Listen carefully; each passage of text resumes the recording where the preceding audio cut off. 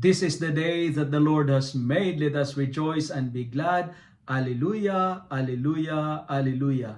Happy Easter, my dear friends, my dear brothers and sisters, my dear good people of God. I would like to share with you my reflection on the Easter Vigil.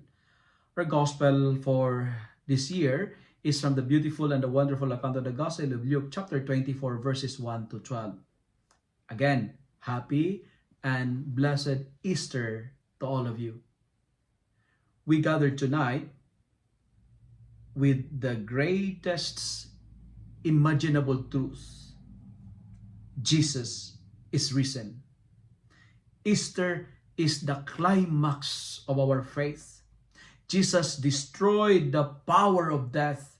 Our God is not dead. He is risen from the dead. And what's the proof of his resurrection? First, the tomb is empty.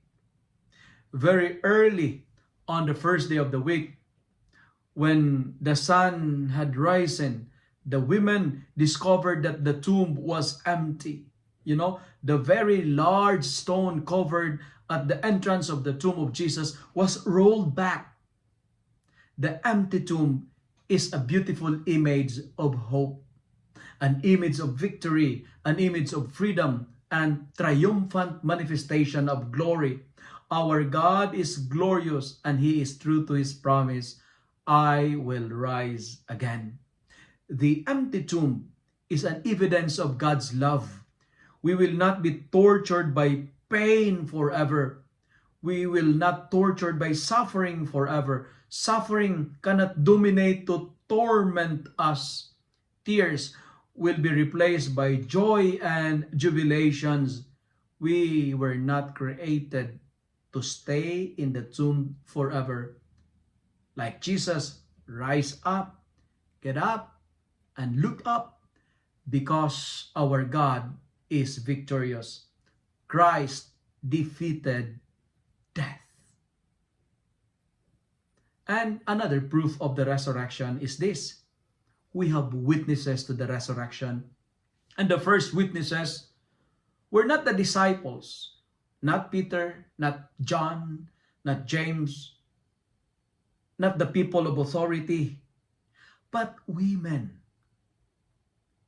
Mary Magdalene, to mention a few of them. Why the resurrected Jesus appeared to women, not to the people with authority like the scribes, not to Pilate, not to Caiaphas, but why he appeared to the women? Simply because, and for practical reason, because women, even nowadays, women were effective evangelizers. Women were great catechists.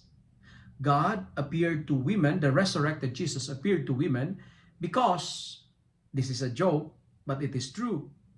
It is very easy to spread a news using a woman, because women were devoted and faithful disciples. They stay with Jesus until death. These women were sinners, simple and ordinary individual. Sinner individuals can be used by God to spread the truth about God. Unlike these women, let us allow ourselves to metastasize the victory of our God. Share to others this great good news that there is God, that Jesus is alive.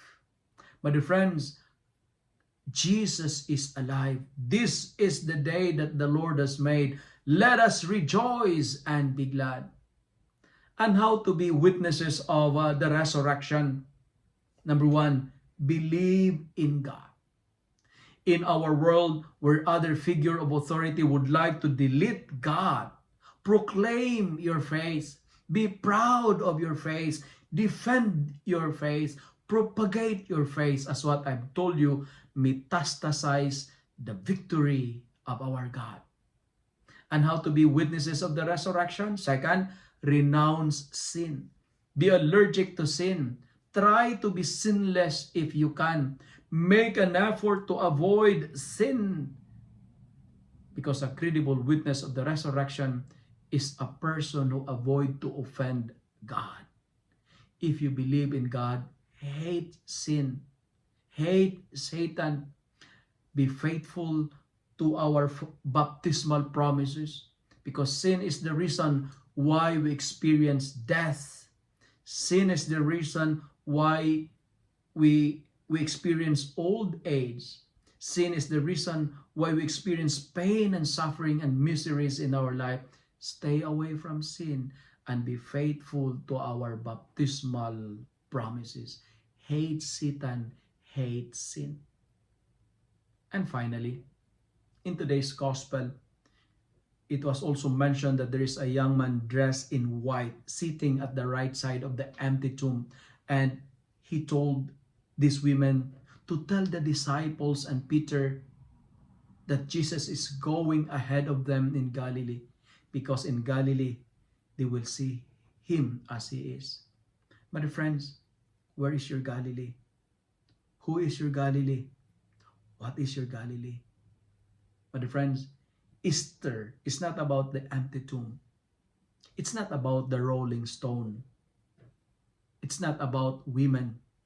It's not about the disciples. It's not about the angels. But Easter is all about Jesus. Believe in the Son of God.